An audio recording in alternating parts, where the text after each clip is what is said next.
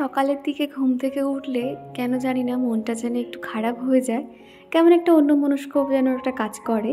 তো এদিকে দেখছো বাইরে পুরো কুয়াশা ভর্তি, জানালাটা খুললাম, এখন সবাই ঘুমিয়ে রয়েছে। এখন আমি ব্রাশটা করে নিচ্ছি, আর এখন আমার ভয়েস শুনে একটু বুঝতে পারছো ফাঁকা ফাঁকা একটা ঘরে ভয়েস দিচ্ছি, তো সেই কারণে আর কি। সকালে উঠেই কিন্তু নিজের কাজকর্মগুলো শুরু করে নিয়েছি। আর এখন যেহেতু এখানকার বেশিরভাগ ফার্নিচার নেই কিংবা অনেক কিছুই আর কি নেই, তো অনেক কাজই কমে গেছে বলতে গেলে। চারিদিকে একটু জিনিসপত্র ছড়ানো ছিটানো রয়েছে, অগোছালো হয়ে রয়েছে, একটু একটু করে ও বাড়িতে নিয়ে যাওয়া হচ্ছে। আর এই যে দেখতে পাচ্ছ বাথরুমের সামনে কতগুলো জামা কাপড় রয়েছে, গত 5-6 দিন ধরে আর কি আমি একটু একটু করে জামা কাপড় কাচ্ছি। চিকুর পাপা যখন ভালো ছিল, মানে নিজেই তখন কিন্তু জামা কাপড় ধোয়া কাচা ওই করতো, কেননা আমার সিজারের পর থেকে আমি কোনো ভারী জিনিস ওই যে থোপা না করতে পারতাম না, আমার কোমর পিঠ ব্যথা করতো। ইভেন এখনও পর্যন্ত বেশি যখন কাচি তো আমার পেট মানে তল পেটের নিচটা কেমন কিনকিন করে আর কি, বুঝতেই পারছো। তো সিজার হলে এরকম সমস্যা হয়, সেই জন্য আমি তো একদমই কাচতে পারতাম না। তবে এখন করে এত পরিমাণে মানে কাচাকাচি হয়েছে, সব তো আমাকে করতে হবে, উপায় নেই। সেই জন্য না যত জামা কাপড় কাচতে হবে বাথরুমের সামনে জড়ো করে রেখেছিলাম, তারপর একটু একটু করে সেগুলো এখন একটু ধুপে নিই। প্রত্যেক দিন 5-6টা করে জামা কাপড় ধুপে নিই, যেমন ধরো পর্দা, বিছানার চাদর, শোকেসের উপরে যে ঢাকনাটা দিয়ে রাখি সেগুলো আর কি। তো একটু একটু করে কেচে নিতে হচ্ছে। তো ওদিকে কয়েকটা জামা কাপড় ভিজিয়ে দিয়ে এসেছি, আর তারপরেই ব্রাশ করা শুরু করেছি। সব সময় কিন্তু ব্রাশ করার সাথে সাথে আমি একটু মুখে ফেস ওয়াশও দিয়ে নিই। তো তারপরে কিন্তু এখন এই যে সকালের মতো স্কিন কেয়ার করে নিচ্ছি। আর আমার ঘরে যেহেতু এখন আয়নাটা নেই, সেই জন্য এই বেসিনের সামনে এই আয়নাটা থেকেই কিন্তু এখন মুখটা দেখছি।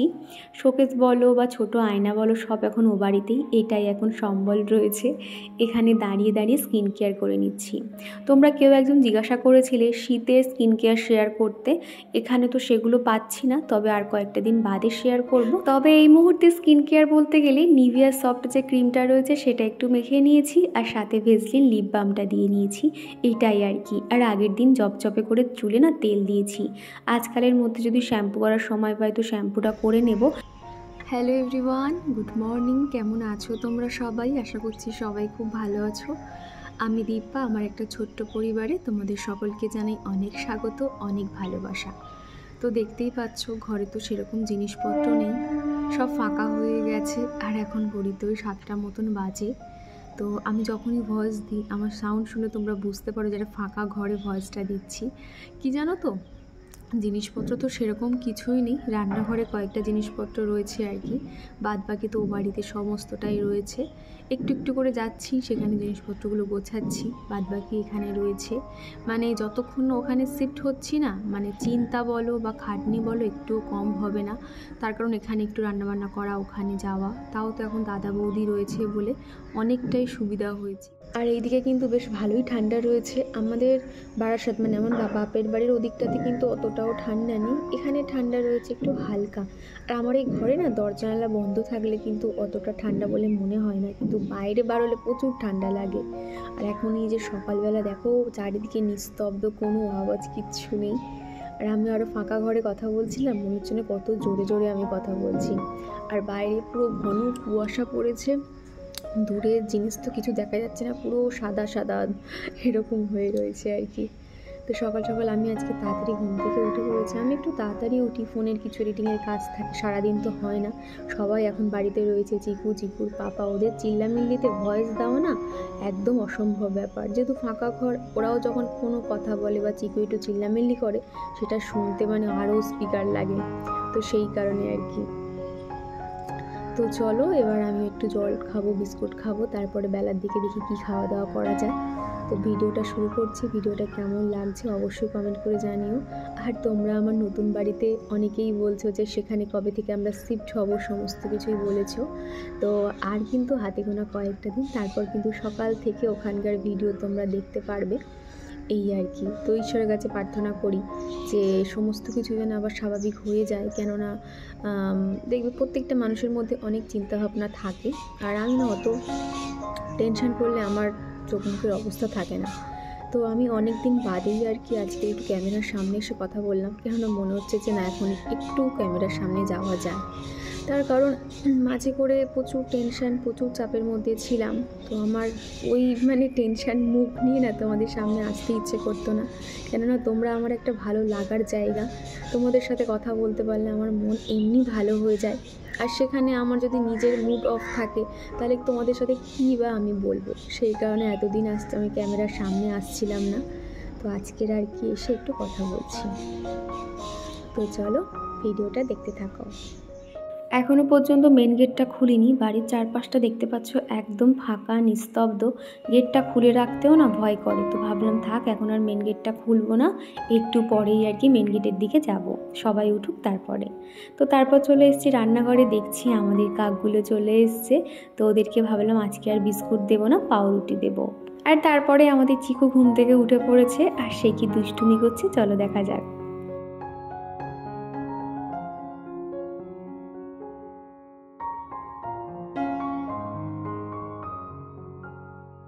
আর এখন যেহেতু নিচে বিছানা করা হচ্ছে, দুটো বিছানা একসঙ্গে করা হয়, সবাই মিলে একসঙ্গে শুয়ে থাকি গল্প করতে করতে, কখন নিজেরাই ঘুমিয়ে পড়ি, এইভাবেই আর কি চলছে। সব মিলিয়ে কিন্তু সবাই আছে বলে অতটা মন খারাপ লাগছে না, সময়গুলো বেশ ভালোভাবে কেটে যায়। আর দাদা বৌদি আসার সময় না আমলকি কিনে এনেছিল। এরকম আমলকি গোল গোল করে কেটে বিট নুন দিয়ে মাখিয়ে না খেতে তো দারুণ লাগে। ঠিক এইভাবেই কিন্তু যখন শ্বশুরবাড়িতে ছিলাম মামুনির কাছেও অনেক আমলকি ছিল, তো সেগুলো কেটে কিন্তু মামুনির জন্য নুন হলুদ মাখিয়ে রোদে দিতাম আর কি, ভাত খাওয়ার পরে না খেতাম। তো এখন এই যে আমি এগুলো কেটে নিয়েছি, আর বৌদি এখন প্লেটে করে বাইরে যেহেতু রোদ পড়ছে ওখানে একটু সকাল থেকে দিয়ে দেবে। আর বাইরে কোথায় দেবো বলো তো, চারিদিকে শুধু ধুলো আর ধুলো, চারিদিক যেন ধুলো হয়ে থাকে। যদি এটা ছাদে দিতে পারতাম তাহলে ভালো হতো। তো তারপরে কিন্তু আমি ভাবলাম বৌদির হাতে একটু জোগাড় করে দিই, এখন যেহেতু আমাকে রান্নাবান্না করতে হয় না, বৌদি সমস্তটাই সামলে নেয়। তো ভাবলাম একটু সবজি কেটে দিই। তো তারপরে এই যে আলুগুলো ছাড়াচ্ছিলাম, আর তারপর শুনতে পেলাম যে ওই যে 30 টাকা 100 টাকা যারা আসে আর কি, ওনারা চলে এসছে। তো বেশ কয়েকটা জিনিস কিনেছি। আমি প্রথমে ভেবেছিলাম নেব না, তারপর চিকুর পাপা যা জোর করছে, বলছে দেখো দেখো কি আছে নিয়ে নাও। তো ভাবলাম বলছে যখন চান্স আর কেন ছাড়বো। তো তারপরে দেখছি এইরকম বাটিগুলো ছিল, এত সুন্দর লাগছে না কাঁচের বাটিগুলো। দাম কত নিয়েছে জানো? মাত্র 80 টাকা নিয়েছে।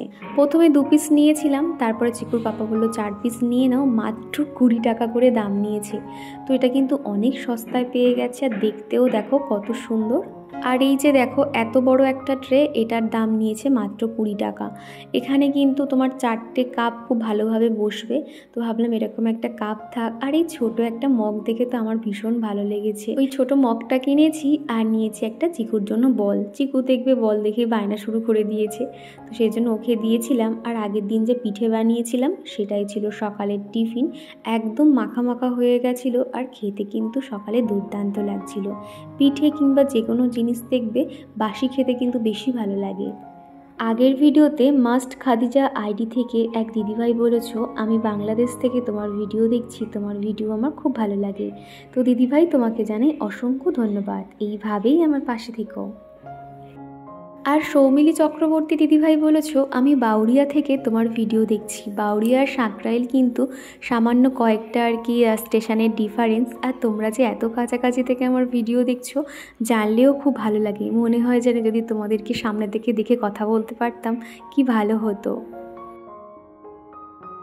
আর এদিকে আজকে রান্না হয়েছে মাছের মাথা দিয়ে মুগের ডাল, ঢেঁড়স আলু ভাজা, আর হয়েছে ডিমের ঝোল। এই ছিল দুপুরে রান্না বান্না। আর সিন্টু চক্রবর্তী বলেছো, তুমি আমার নাম নিলে না কেন? এই যে সিন্টু চক্রবর্তী, তোমার নামটা বলে দিলাম। এক এক সময় তো তোমরা এত কমেন্ট পড়ো, হয়তো তোমাদের কমেন্টগুলো স্কিপ হয়ে যায়, তবে আমি কিন্তু চেষ্টা করি পরের কোনো ভিডিওতে অবশ্যই বলার। আর কয়েকটা থালা বাসন ছিল, সেগুলো এখন মেজে নেব। আর এদিকে দেখো বৌদি কত সুন্দর রান্নাবান্না করে রান্নাঘরটাকে একদম পরিষ্কার পরিচ্ছন্ন করে দিয়েছে। তারপর শেষে আরও কয়েকটা বাসন রয়েছে, এগুলো এখন মেজে নেব। তারপর দুপুরে খাওয়া দাওয়া কমপ্লিট হয়ে গেছিলো। দাদা ওই 3:45 মতন আর এখন ওই বেরিয়েছে, বাড়ি চলে যাবে। আর আমাদের চিকুর শেখি বায়না, ওকেও নিয়ে যেতে হবে। কি হয়েছে কি হয়েছে? মামা মামা তো বাড়ি চলে গেছে। আবার আসবে বলেছে, আবার আসবে বলেছে। তোমার জন্য চিপস আনতে গেছে, চিপস আনতে গেছে।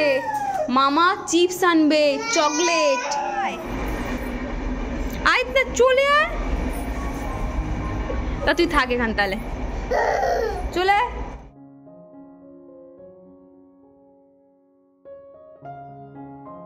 আবারও তোমাদের সঙ্গে দেখা হচ্ছে সেই সন্ধেবেলা। ঘড়িতে এখনই 5টা, 5:30 মতন বাজবে। আমি আর বৌদি বেরিয়েছি নতুন বাড়িতে যাওয়ার উদ্দেশ্যে।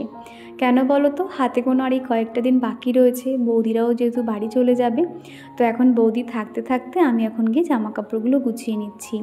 প্রথমে ভাবতাম যে আমি হয়তো এখানে একা এসে একটু একটু করে গুছিয়ে নিতে পারবো, কিন্তু কি জানো তো, নতুন জায়গা, নতুন সব কিছু, একটু ভয়ও লাগে। একার পক্ষে না কখনোই আমি এখানে একদম একা থাকতে পারবো না। 2-1 দিন থাকার পর হয়তো একটু অভ্যেস হয়ে যাবে, তখন থাকতে পারবো। আর এই যে গাছগুলো দেখতে পাচ্ছ, এগুলো তো ঘরের ভিতরে রাখা হয়েছে, না রোদ আলো কিছুই আসে না। তো ভাবলাম এখন সন্ধেবেলা এসছি যখন, গাছগুলোতে একটু জল দিয়ে দিই। কি জানো তো, এখানে যে মানি প্ল্যান্ট গাছটা দেখছি সেটা কেমন ঝিমিয়ে পড়েছে, জানি না কেন, হয়তো জলের অভাবে। সেই জন্য একদিন পর পর আসবো আর গাছগুলোতে একটু জল দিয়ে দেবো। এরপর থেকে তো আমাদের যে উঠোন রয়েছে সেখানে ধারে ধারে রেখে দিতে পারবো, আর দেখতেও তো দারুণ লাগবে। তো দেখো, প্রত্যেকটা গাছে কিন্তু সুন্দর করে জলও দিয়ে দিয়েছি। তোমরা অনেকেই আমার এই নতুন বাড়িটা খুব পছন্দ করেছো, বিশেষ করে আমার রান্নাঘর বাথরুমগুলো তোমরা অনেক প্রশংসা করেছো। তো সেখান থেকে দেবী দিদিভাই বলেছো, দীপা তোমার রান্নাঘরের একটা ফটো তুলে কমিউনিটি পোস্টে দিও, তো আমি ঠিক এই রকম একটা রান্নাঘর বানাবো। তো দিদিভাই তুমি যখন বলেছো আমি অবশ্যই শেয়ার করব। এছাড়া ভিডিও দেখলে তো ডিটেলসে বুঝতে পারবে কোনটা কোথায় কিভাবে সিস্টেম রয়েছে। একটু একটু করে কিন্তু ঘরটাকে মনের মতন করে সাজিয়ে নেওয়ার চেষ্টা করছি। এখন তো বেডে হাত দিইনি। তো এই যে শোকেসটা দেখতে পাচ্ছ, শোকেসে তো প্রচুর জামা কাপড় রাখা হয়েছে অচেনা ছোটো ছোটো ভাঁজ করে। এই যে 2 দিন ধরে আর কি শোকেসটা পুরো কমপ্লিট করেছি। ভিতরে যেটা যেখানে থাকে শীতের জামা কাপড়, চিকুর পাপার, আমার সমস্তটাই এখানে সুন্দর করে গুছিয়ে নিয়েছি, এবং যে কসমেটিক্স জিনিস থাকে সেটাও গোছানো হয়ে গেছে। উপরে যেহেতু শোপিস থাকে, আগের দিনকে তো দেখেছো গুছিয়েছিলাম।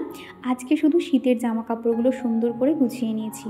বৌদি হাতে হাতে দিচ্ছে আর আমি প্রত্যেকটা গুছিয়ে রাখছি। কি জানো তো, এখানে কিন্তু আমি সমস্তটা ভেবে চিন্তে রাখতে হচ্ছে কোনটা কোথায় রাখছি। আর বৌদি রাখলে কি হতো, হয়তো খুঁজে পেতাম না, সেই জন্য আমাকে একা একাই এগুলো একটু গুছিয়ে নিতে হচ্ছে। আর বৌদি এখন রান্নাঘরের দিকে রয়েছে, সেও কিন্তু রান্নাঘরটা সুন্দর করে গুছিয়ে দিচ্ছে। আস্তে আস্তে একটু একটু করে রান্নাঘরটাকে একটু পরিষ্কার পরিচ্ছন্ন করব। আর সব শেষে কিন্তু আমার বাড়ির হোম ট্যুরটাও তোমাদেরকে শেয়ার করে দেবো, কেননা আগের বাড়িতে তো হোম ট্যুরটা শেয়ার করতে পারলাম না। ওই যে বললাম, মন মানসিকতা তো একদম ভালো ছিল না, বিভিন্ন রকম চিন্তা ভাবনা ছিল আর কি, সেই জন্য হয়ে উঠলো না। তার আগেই তো ঘর বাড়ি হচ্ছে, জিনিসপত্র ফার্নিচার ফাঁকা করতে হলো, সেই কারণে আর কি। তবে এই বাড়িটা কিন্তু আমি অবশ্যই শেয়ার করব, আমার ইচ্ছে রয়েছে। আর রুমা দিদিভাই বলেছো তোমার বাড়িটা আস্তে আস্তে করে সুন্দর করে গুছিয়ে নিও, তাড়াহুড়োর কিছু নেই। কিন্তু জানো তো, আমার কিন্তু একটু তাড়াহুড়োই রয়েছে। তার কারণ এরপরে ওখানে শিফট হয়ে গেলে জিনিসপত্র চারিদিকে অগোছালো হয়ে থাকবে। আর আমাদের চিকু কিন্তু অলরেডি এরকম চারিদিকে জিনিসপত্র দেখে না, ওরও কিন্তু দুষ্টুমি বেড়ে গেছে। এটা টেনে বার করছে, সেটা টেনে বার করছে, আমার কাজ তো বাড়িয়ে দিচ্ছে। সেই জন্য চেষ্টা করছি এই সপ্তাহের মধ্যে ঘরটাকে সম্পূর্ণ গুছিয়ে নেওয়ার। তার কারণ এরপরে যখন দাদা বৌদি চলে যাবে, তখন কিন্তু আমি আর একা সমস্তটা ম্যানেজ করতে অনেকটাই কষ্টকর হয়ে যাবে, সেই কারণে আর কি। আর এখন যেহেতু আমার অনেক নতুন নতুন বন্ধুরা আমার ভিডিও দেখছো এবং তোমরা কমেন্ট করে জানাচ্ছ যে আজকে তোমরা আমার ভিডিও দেখছো, আমার এই কমেন্টটা শুনলে আমার ভীষণ ভালো লাগে যে আমার নতুন নতুন বন্ধুরা আজকের আমার ভিডিওটা দেখেছে। এবং অনেকেই জানতে চাইছো আমার বাড়ি কোথায়। আমি কিন্তু যেখানে বর্তমানে রয়েছি সেটা হলো সাঁকরাইল স্টেশন থেকে কিন্তু 5 মিনিট এলেই আমার বাড়ি। আর আমার বাপের বাড়ি দক্ষিণ বারাসাত, আর শ্বশুরবাড়ি হলো কলকাতাতে। আর এটাও তোমরা অনেকে জানতে চাইছো এখন আমরা কোথায় নতুন বাড়িটা নিয়েছি। আমি যেখানে এখন বর্তমানে ভাড়া রয়েছি তার থেকে মোটামুটি হেঁটে আধ ঘন্টা ডিস্টেন্সে গেলেই কিন্তু আরও একটা বাড়ি নিয়েছি। মোটামুটি আমরা এই চত্বরের মধ্যেই রয়েছি, অনেকটা দূরে বা কোথাও দূরে সেরকম যাইনি।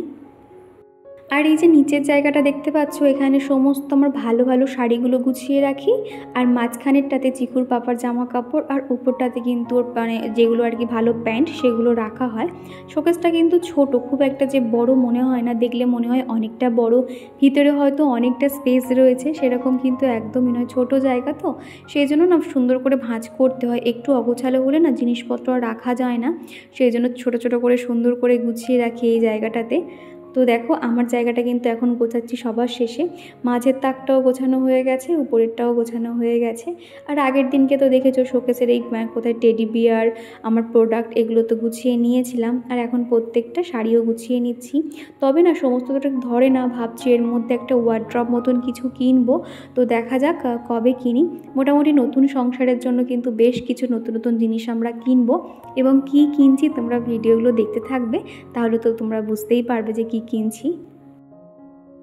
আর আগের ভিডিওতে মধুমিতা কর বলেছো আমরা 4 বছরে 3টে বাড়ি চেঞ্জ করেছি। আজকাল যুগে ভালো মানুষ দেখা যায় না। মধু তুমি একদমই ঠিক বলেছো গো। এই যারা এরকম বাড়িওয়ালা রয়েছে, বলবো না যে সবাই, কিছু কিছু মানুষ না এমন ভাব করে যেন আমরা তাদের বাড়িতে ফ্রিতে থাকি, তারা ফ্রিতে থাকতে দেয়। ঠিক আছে, এরকম একটা ব্যাপার। পৃথিবীতে 95% মানুষ ভালো, বাকি 5% হলো খারাপ মানুষগুলো। তবে না কি জানো তো, আমাদের বেশিরভাগটা কিন্তু খারাপ মানুষগুলোর সঙ্গেই দেখা হয়ে যায়, এবং সেই মানুষগুলো কিন্তু দেখবে আমাদের জীবনের টেনশন ধরানোর জন্য সেই সব মানুষগুলোই যথেষ্ট হয়ে যায় আর কি। আমি আর বৌদি মোটামুটি 2-2.5 ঘন্টা এই বাড়িটাতে ছিলাম। তো সেখানে কিন্তু বেডরুমটা মোটামুটি গুছিয়ে নিয়েছি, অনেক ব্যাগপত্র খালিও হয়ে গেছে। একটু একটু করে কিন্তু কাজগুলো এগিয়ে নেওয়ার চেষ্টা করছি। তো বেডরুমের কাজ তো মোটামুটি হয়ে গেছে, বা শুধু বিছানাটা পরিষ্কার করে নেব তাহলে হয়ে যাবে। আজকে আর ঘরফর ঝাঁটফাট দেবো না। পাশে আরও একটা যে রুম আছে সেটাও চলো তোমাদেরকে একটু ঘুরে দেখাই। এই রুমটা দেখতে পাচ্ছ, এখানে না প্রত্যেকটা ঘরে সানসেট দেওয়া রয়েছে। আমি কিন্তু অনেক জিনিসপত্র রাখতে পারবো। আর দেখো মানে কি পরিমাণে ব্যাগ ছিল তোমরা তো আগের ভিডিওতে দেখেছো। আর এখন হাতে গোনা কয়েকটা ব্যাগ রয়েছে আর কি। এগুলো ফাঁকা করতে পারলেই জিনিসপত্র সব জায়গায় রাখা হয়ে যাবে। আর এই যে শোকেসটা দেখতে পাচ্ছ, এখানে চিকুর পাপার অফিসের জামা কাপড়গুলো রেখেছি, আর উপরে চিকুর ওষুধগুলো রেখেছি আর কি। তো এই ঘরে খানিকটা কাজ বাকি রয়েছে। আর এই যে দরজার পিছনে দেখতে পাচ্ছ এরকম একটা সেলফ করা রয়েছে। তো দেখো তো সেলফটা কেমন লাগছে। ভাবছি আমার ঠাকুর ঘরটা এখানে রাখবো। এর থেকে তো বেস্ট মনে হয় না কিছু হবে। তোমরা জানিও তো যদি এখানে ঠাকুর ঘর রাখি ঠিক কেমন হবে। আর এই যে নাইট ল্যাম্পটা দেখতে পাচ্ছ, এটা আমার ভীষণ ভালো লেগেছে। দুটো ঘরেই কিন্তু এরকম নাইট ল্যাম্প রয়েছে।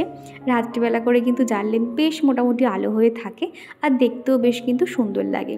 তো এই জায়গাটা দেখো দরজা দিয়ে এরকম কিন্তু পুরো গার্ড হয়ে থাকবে, একদম সুবিধা হয়েছে। ভাবছি এখানেই ঠাকুর রাখবো।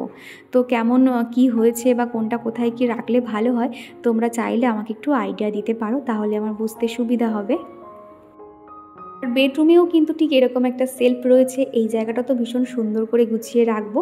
আর আমার যে টেডি বিয়ারগুলো রয়েছে, যে পুতুলগুলো রয়েছে, সেগুলোই সেলফে আপাতত রেখেছি। শোকেসটা তো দেখতে পাচ্ছ গুছিয়ে রেখেছি। এখনও কিন্তু একদম মানে টিপটপভাবে কিছু হয়নি। লাস্ট ফিনিশিং দেব, নতুন একটা বিছানার চাদর পাতবো, তখন কিন্তু ঘরের লুকসটাই চেঞ্জ হয়ে যাবে। নতুন পর্দা টাঙাবো, তখন কিন্তু বেশ ভালো লাগবে। তো তারপরে আমরা বাড়ি চলে এসেছি। আর চিকুকে যেহেতু ঘুম পাড়িয়ে গেছিলাম, আর এটাকে না বলে তোমার ভিআর বক্স। এখানে হচ্ছে কি পুরো এইচডি সিনেমা তুমি পুরো দেখতে পারবে। এখানে ভিতরে ফোন দেওয়া রয়েছে, মানে ফোনটা ঢোকানো রয়েছে। আর আমাদের চিকু এখানে কার্টুন দেখছে। এই সিস্টেমটা চিকুর পাপা বিয়ের আগে কিনেছিল। এটার দাম প্রচুর নিয়েছিল, তখন 5-6 হাজার টাকা নিয়েছিল। এটা দাম দিয়ে জিনিস কিনলে কী হয় জানো তো, অনেক দিন পর্যন্ত থাকে। আমি তো ভেবেছি হয়তো খারাপ হয়ে গেছে, কিন্তু না, একদমই ভালো রয়েছে। তো চিকুকে এখন এটা দিয়ে বসিয়ে রেখেছি। তো চলো বন্ধুরা, আজকের ভিডিওটা এখানেই শেষ করছি। ভিডিওটা আর বেশি বড় করলাম না। ভিডিওটা কেমন লাগলো অবশ্যই কমেন্ট করে জানিও। ভিডিওটা ভালো লাগলে লাইক করে দিও। তো চলো।